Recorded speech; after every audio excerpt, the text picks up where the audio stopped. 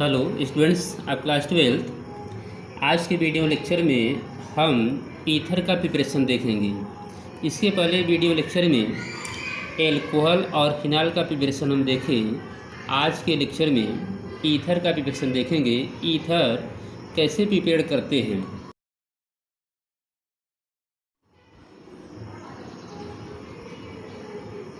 Preparation of ether. Preparation of ether. Point first, by hydration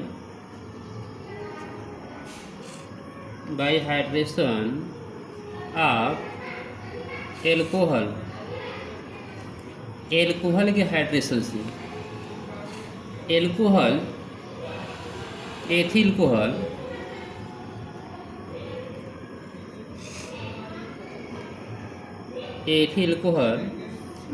react with sulfuric acid produce C2H5HO4 plus H2O ethyl hydrogen sulfate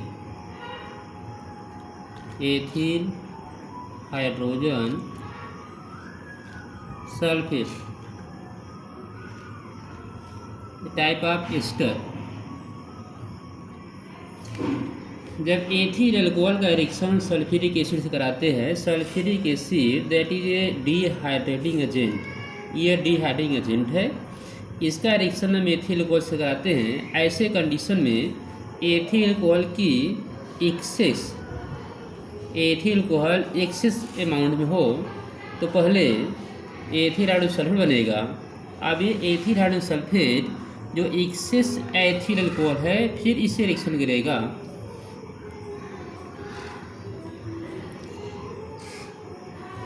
C2H5HO4 plus C2H5OH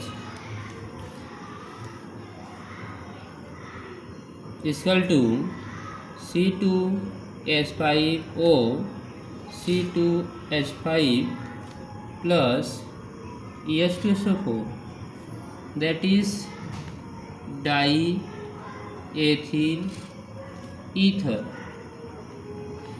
diethyl ether और ethoxy ethane. इस reaction में क्या देख रहे हैं कि ethyl alcohol पहले sulphuric acid करके एथिल हाइड्रोजन सल्फेट बनाता है। अब ये ethyl hydrogen sulphate excess alcohol से रिएक्शन करता है, पुनः रिएक्शन करता है और ईथर का फॉर्मेशन करता है। इस रिएक्शन में कुछ टेम्परेचर रखते हैं, जैसे 413 केल्विन एंड एबव 413 केल्विन। तो इस टेम्परेचर पे हमें diethyl ether that is A important ether ये ऑब्टेन होता है। कभी कभी क्वेश्चन ये आता है कि क्या हम टेम्परेचर 413 केल्विन से कम या अधिक रख सकते हैं। तो 413 केल्विन से टेम्परेचर कम या अधिक रखने पर हमें ईथर न मिलकर एल्कीन मिलता है।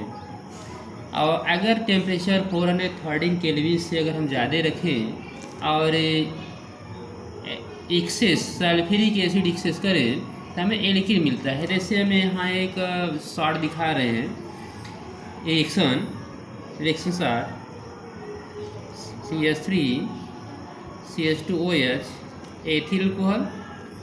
हम टेम्परेचर यहाँ दे रहे हैं 443 केल्विन एंड सल्फ्यूरिक एसिड। तो ऐसे कंडीशन में हमें एल्कीन प्राप्त होगा, एल्कीन ऑब्टेन होगा एथीन। और अगर टेम्परेचर हम 413 केल्विन रखते हैं विथ सल्फ्यूरिक एसिड तो ऐसे कंडीशन में C2H5O C2H5 डाईएथिल ईथर मिलेगा। तो इसलिए ये अमाउंट सल्फ्यूरिक एसिड अगर लेस हो और ईथर अल्कोहल एक्सेस हो, टेम्परेचर 413 केल्विन हो, तब ईथर मिलेगा। और अगर जो है एक्सेस सल्फ्यूरिक एसिड हो, टेम्परेचर 443 केल्विन हो, तो ऐसे कंडीशन में एल्कीन ऑप्टेन होता है। तो इस तरह से ईथर ऑप्टेन करने के लिए यह कंडीशन इम्पॉर्टेंट है, यह कंडीशन, और एल्कोहल हमारा एक्सेस होना चाहिए। तो इस तरह से हम देखते हैं the formation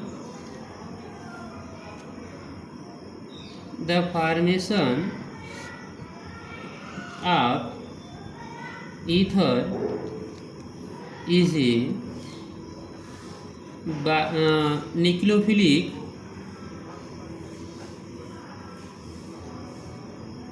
nucleophilic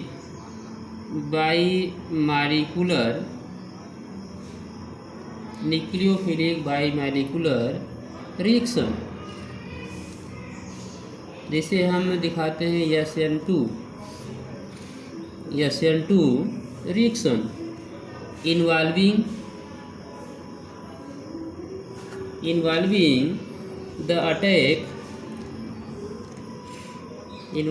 the attack of alcohol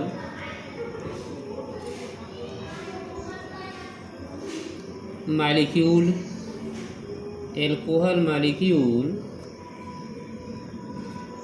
on a protonated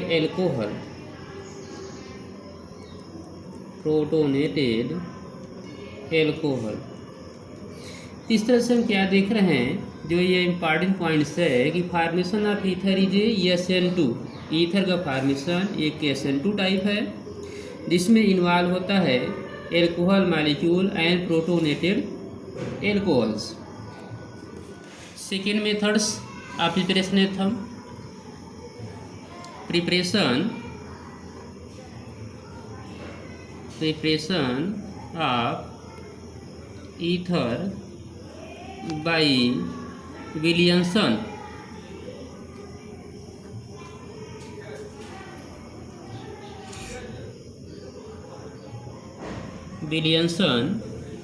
synthesis.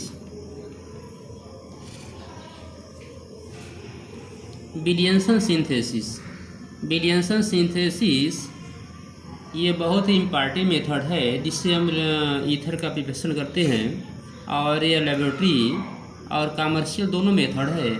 इसलिए ईथर का प्रिपरेशन और ईथर की प्योरिटी हमें विलियमसन सिंथेसिस से ऑब्टेन होता है। तो note it is an important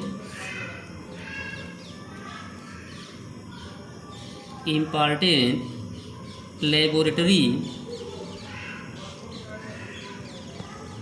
method for the preparation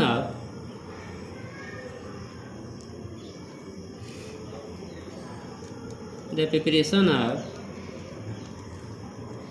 symmetrical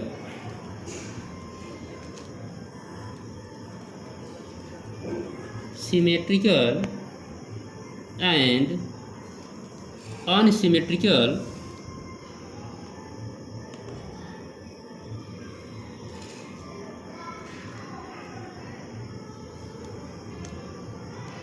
ether. तो इस तरह से हमें देख रहे हैं कि जो विलियमसन सिंथेसिस मेथड है, इससे हम सिमेट्रिकल और अनसिमेट्रिकल ये दोनों टाइप के ईथर का हम फॉर्मेशन कर सकते हैं। In this method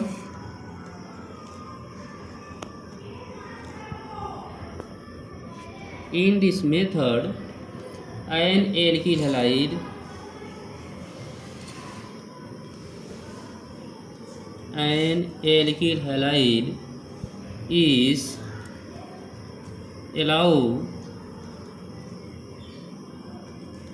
to react